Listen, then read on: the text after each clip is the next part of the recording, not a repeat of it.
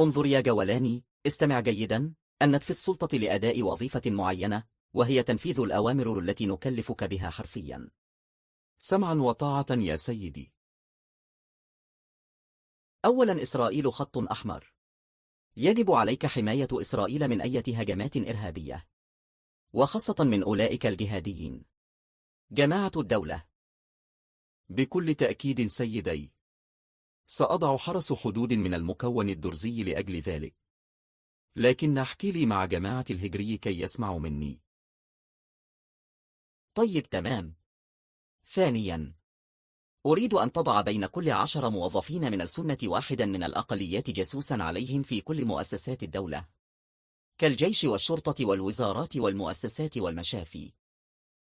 أنا وحسن والدغيم وهند قبوات وآخرون نعمل لأجل ذلك سيدي. أحسنت. ثالثا، أريد معلومات مستمرة 24 ساعة أونلاين حول تحركات كل شخصية قد تهدد النظام الدولي القائم حاليا بقيادتنا، أو تسعى لإقامة حكم إسلامي، أو خلافة على منهاج النبوة، أو حتى مجرد دعم لهذه الشخصيات. نحن نقوم بإعادة تفعيل الأجهزة الأمنية للنظام النصيري السابق سيدي، فقد عفونا عن الموظفين الأمنيين السابقين، وطلبنا منهم إطالة لحاهم، وقد نطلب منهم تغيير أسمائهم إن اضطر الأمر، كما فعلنا في مناطق إدلب سابقا. أنت تلميذ نجيب. أتمنى لو كان الحكام العرب كلهم بمثل فهلوياتك. أنا خادمكم سيادة الرئيس، ولكن لو تعطونني شرق سوريا مع منابع النفط أيضا، بدلا من حكومة الملاحدة، فسترون أني سأعدم الجهاديين الموجودين في سجونهم بذريعة أنهم خوارج مارقين، أو سأجعلهم يتمنون الموت في السجن من شدة التعذيب، وكله وفق الشريعة الإسلامية التي أنا خير من عرف كيف يمكر بأهلها، فجعلت الحرام حلالا والحلال حراما، والصادق كاذبا والكاذب صادقا، فصرت بنظر أتباعي معتدلا، وصار أعدائي متشددين وخوارج.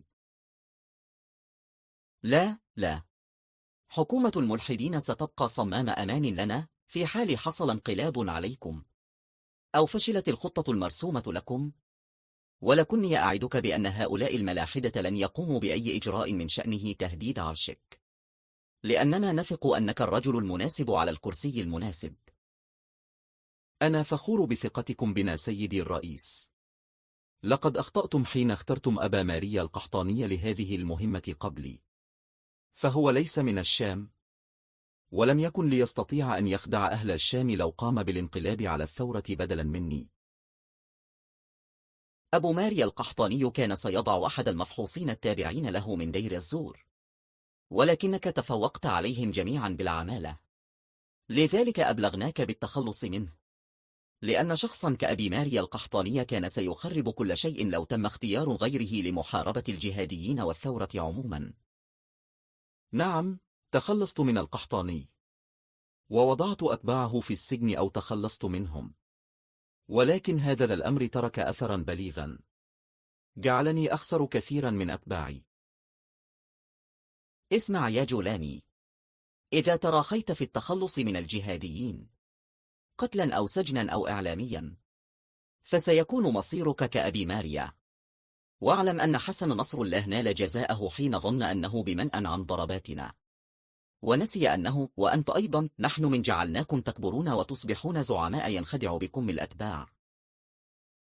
أمرك سيدي الرئيس، لكن رجاء لنخرج الآن للإعلام، ونقول أن لقاءنا كان مميزا، وأن رفع العقوبات كان لمصلحة الشعب السوري، وأعدكم أني سأكون امتدادا للحكم الجبري، وسأمنع ما حييت قيام خلافة إسلامية على منهاج النبوة. تمام. نجحت خطتنا في أفغانستان، واليوم سوريا، وضربنا الإسلام الجهادي بالإسلام السلمي الكيوت. عبر من جندناهم لهذه المهمة منذ عشرات السنين. تحيا أمريكا! تحيا أمريكا!